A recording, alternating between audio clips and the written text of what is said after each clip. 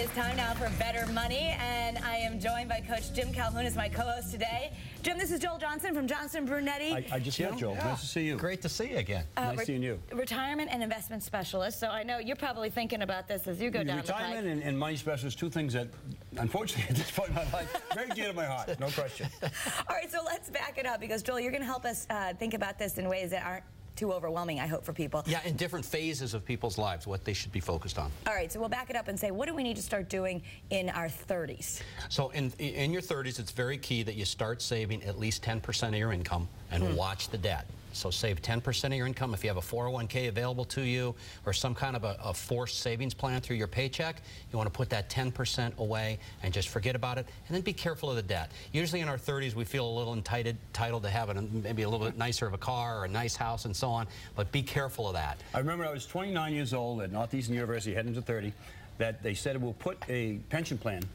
usually a 2-year wait right away, and I said, I don't really need that. I'd rather have the cash. Yeah, what you're saying. Right. I did it, and if you look back now, a couple years ago, it's a big, big difference. I actually try to push both my sons when they're in the 30s to try to get themselves planned for when they're in the 50s and 60s. Yeah, that's right. it. You're going to be in retirement for a long time. If we live a long time, we're going to be in retirement for a long time. So. And it's hard because people start having kids and the expenses go. But all right, so balance that. And then next comes, we're getting a little closer, in the 40s, what should we be doing?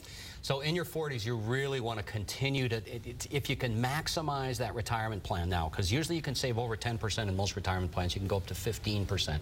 Maximize the retirement plan and start watching the debt. Again, it's kind of the same theme as the 30s, but you know, I'm 52 this year. My wife and I in our 40s, we're focused on, you know, what do the kids need, and it's just easy if you haven't focused on that forced savings to let things get away from you. So you really got to watch out in your 40s.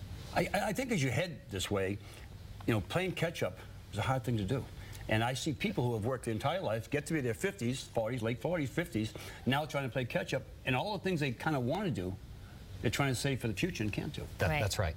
And a lot of people think, oh, it's how much you make, how much you make. It's really not. It's how much you spend. You got to watch the spending and the saving, because you know, the more money you make every year, theoretically, you're getting better at your job. You're making more money, but it's easy to spend that. Yeah, and when I think about my grandparents, they never made a lot of money. I mean, if they knew the kind of money I make now, they'd be shocked. And yet they always saved. They paid down debt, and they were in fantastic shape when they retired. All right. So once we get to the 50s, the 50s now. Coach Calhoun mentioned something called catch-up. There actually is in retirement plans a catch-up provision. You can put in an extra $5,500 into your retirement plan in your 50s. So if you feel a little under the gun, maybe you didn't do what you're supposed to in the 40s, in your 30s or your 40s, you can actually do this thing called a catch-up, and it's mandatory. You want to really make sure your 50s are sort of the, in basketball terminology, you know, this is the last quarter of the game where if 10 minutes to go. Here we go. You got 10 minutes to go. If you've blown it before that, you still have a chance, but you've got to really focus and I feel badly for people, once again, as I said before, who have worked so hard.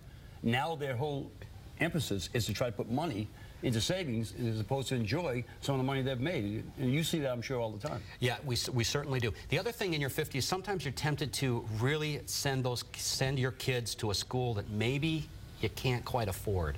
Okay. And people need to understand it's okay. Or the kids need to work to do. Yeah, don't bankrupt yourself to send your kids to the best school possible, because you're going to be living with your kids when you're retired. All right, before we have to let you go, the last tip about the 60s. The last tip is to fundamentally change your investments. So in your 60s, you need to be focused on preservation.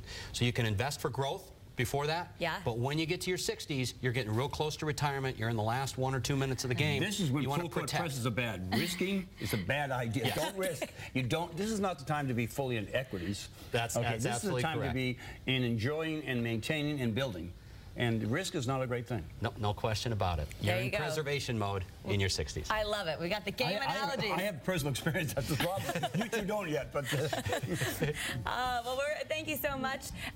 Coming up next, I know you love to eat, right? I do. We're going to Dish Bar and